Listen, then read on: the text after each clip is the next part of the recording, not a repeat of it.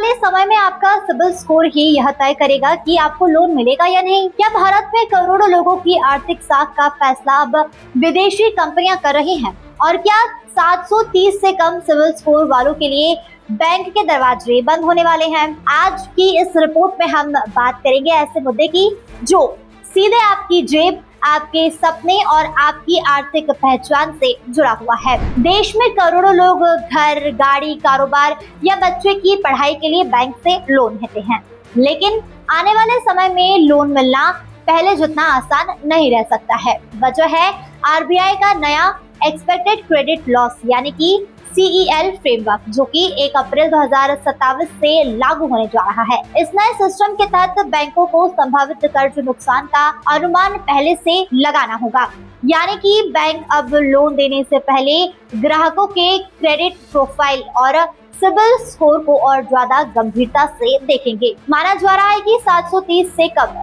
CIBIL score वाले लोगों को लोन लेने में ज्यादा कठिनाइयों का सामना करना पड़ सकता है। चौंकाने वाली बात तो यह है कि देश के करीब 62% लोन आवेदकों का सिबिल स्कोर 730 से कम बताया जाता है।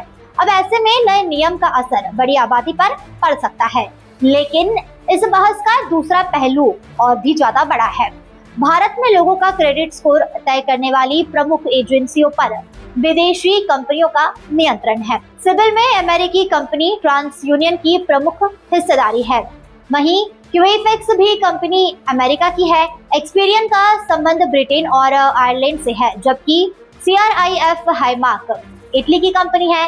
CRIF समूह का हिस्सा है, यानी कि करोड़ों भारतीयों की आर्थिक विश्वसनीयता का आकलन करने वाली सभी बड़े क्रेडिट एजेंसियां विदेशी स्वामित्व या प्रभाव से जुड़ी हुई है। यही वजह है कि अब यह सवाल उठ रहा है कि दुनिया की सबसे बड़ी अर्थव्यवस्थाओं में शामिल भारत देश में अब तक पूरी तरीके से भारतीय स्वामित्व वाला राष्ट्रीय क्रेडिट ब्यूरो क्यों नहीं है। हालांकि ये सभी एजेंसियां भारतीय कानून और आरबीआई के नियमों के तहत ही काम करती है, लेकिन आर्थिक डेटा और क्रेडिट रेटिंग के विदेशी नियंत्रण को लेकर अब बहस तेज हो चुकी है।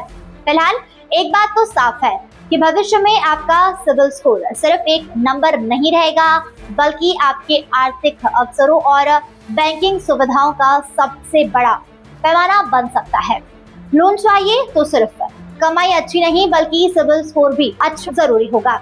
लेकिन सवाल अब भी यही है, क्या भारत के लोगों की आर्थिक साख का फैसला भारतीय संस्थाएं करेंगी या फिर विदेशी कंपनियां करेंगी?